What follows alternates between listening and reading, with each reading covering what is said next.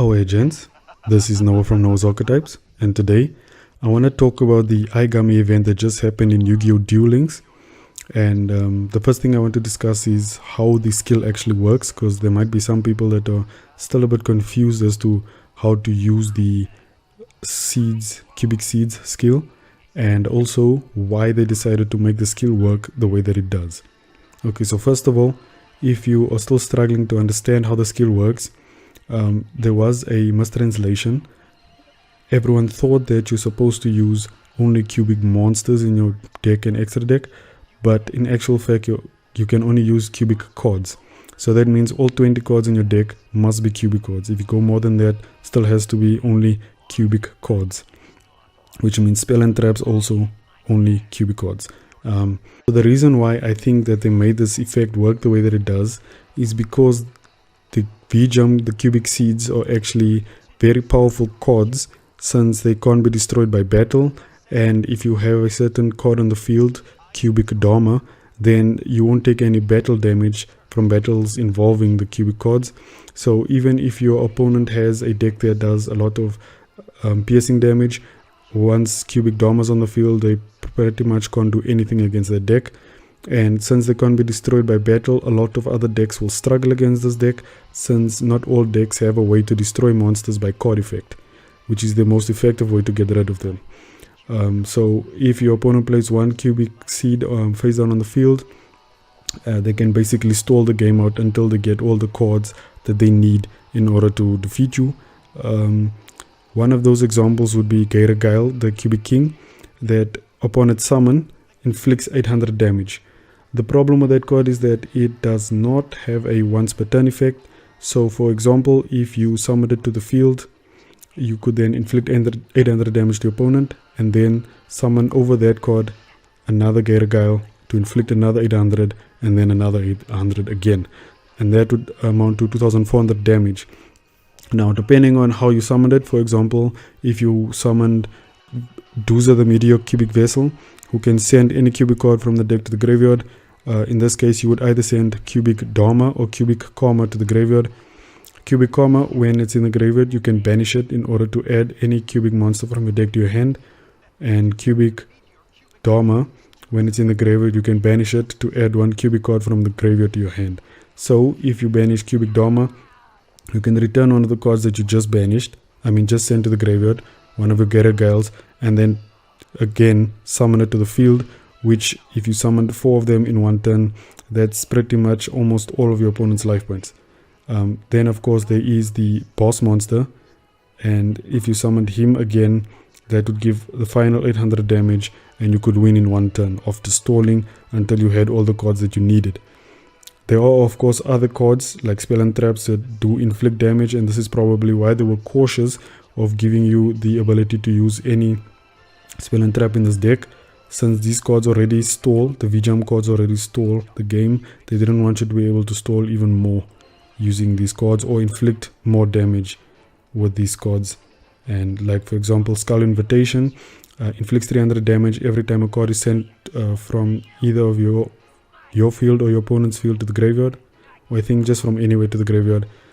But the V-Jump cards don't go to the graveyard when they attacked.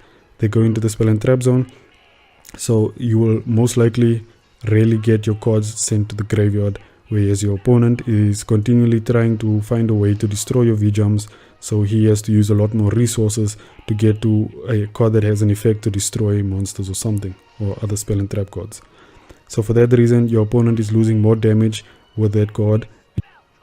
And then there's also monsters like Lava Golem that gives 1000 damage each turn. So that card combined with the 800 damage that you give through Gail, the cubic king, really does make you understand why they would choose to make the skill work in the way that it does. It's really just to prevent you from using too much effect damage against your opponents, since your opponent might not have a way to combat all of this damage that you're receiving. Also, most of the cubic monsters after battle or something can return your cubic V-Jumps back onto the field, and so then you'd just be able to stall again until you get the cards that you wanted. So what I think will happen is, if you looked at the information as soon as you open Yu-Gi-Oh! Duel Links, you'll notice that they did speak about changing some of the card effects like Lava Golem. They are planning to reduce the damage that it gives, and I think that is what they will do with some of the cubic cards as well. Maybe they will halve the amount of damage that they give. That way you won't be able to burn your opponent for game in one turn. The other thing is that the Xyz era is coming up very soon, and there are a lot of monsters that have inflict damage type effects.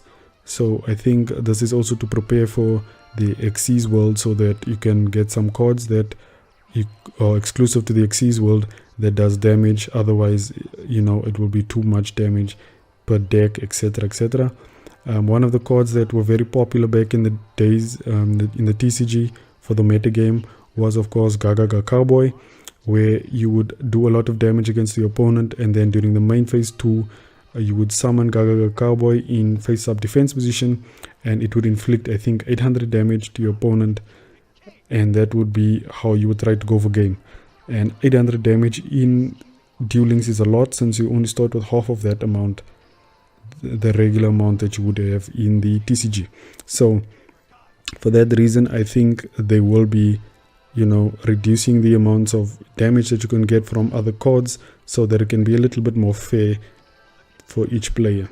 But once they change the amount of damage you can take from these cards, I do believe that when September rolls around, I think it's the end of September, they are planning to change the amount of damage that a lot of these cards inflict. And once they do that, I think when his event comes around the second time, you will be able to play any spell and traps that you want, but the monsters will have to be cubic monsters.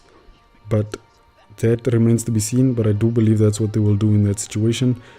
Since it's very difficult to get around the cubic V-jumps, I think it's better that all the main deck monsters must be cubic monsters. So we will probably get 1 or 2 new cards during the next event, but other than that, I'm not sure what other skills they could give Aigami, but I'm hoping that they would give him a skill to redeem the first event that we got for him. I know a lot of people are very excited to get him in the game, and that is why they're a little bit disappointed in the way that the skill works. But hopefully with the second time around, his skill will be updated and he'll get a new skill that makes him even more worthwhile. So what do you guys think about this whole event that's happened? Do you think it was worth it? Do you think that they did a good job of it? Do you think it makes sense for them to use the skill in this way? Tell me what your experience for this event in the comment section down below, and I'll check you guys later. I'll show you a duel unlike anything you've ever seen before.